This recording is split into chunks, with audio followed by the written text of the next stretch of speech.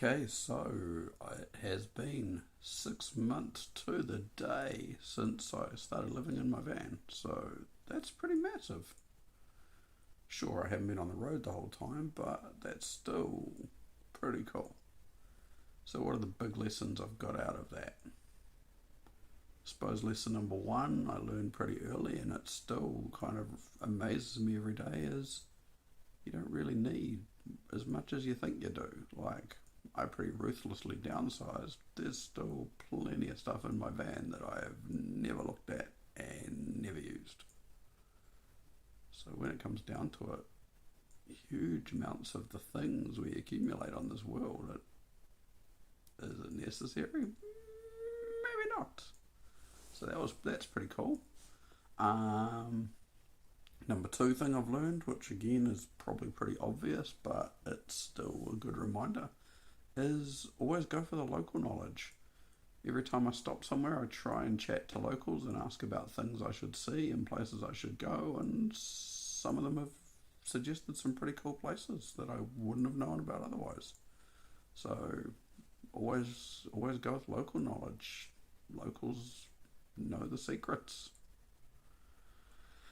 Point number three, the other campers and things like that are mostly pretty cool people. Like, most people are up for yarn, most people share advice, most people will tell you where they're going and what they're doing, and it's a pretty friendly little community. Sure, there's some people who have gone on a monastic journey and don't really want to talk to anyone, but that's pretty obvious pretty fast, so you don't bother them. But yeah, mostly it's pretty cool. What else? Toilets are not as traumatic as I thought they would be. I had visions of nasty, horrible public toilets, and the idea of emptying my own toilet in the van was. Ugh. But actually, when it comes down to it, most public toilets are pretty damn clean. Most places have a McDonald's that you can use. And actually, using the toilet in the van and emptying it is nowhere near as traumatizing as I thought it was going to be. So, yeah, in my head, I'd built it up to this big, scary, terrifying yuck. And it was a bit ick, but not even on the radar to what I'd made it in my head.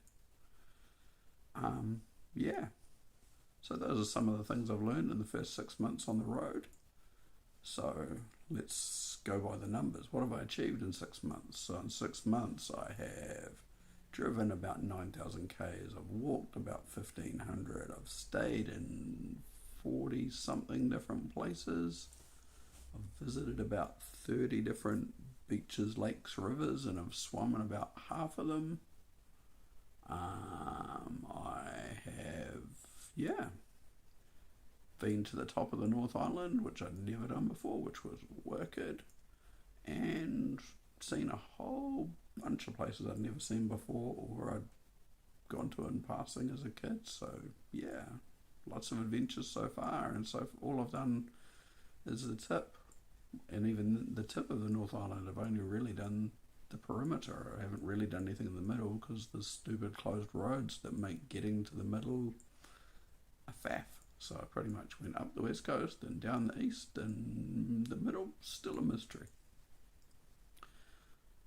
So yeah, got to get the van fixed this week coming, and then get back on the road again. So theoretically, I've got 8-9 months on the road before I have to decide what happens in 2024.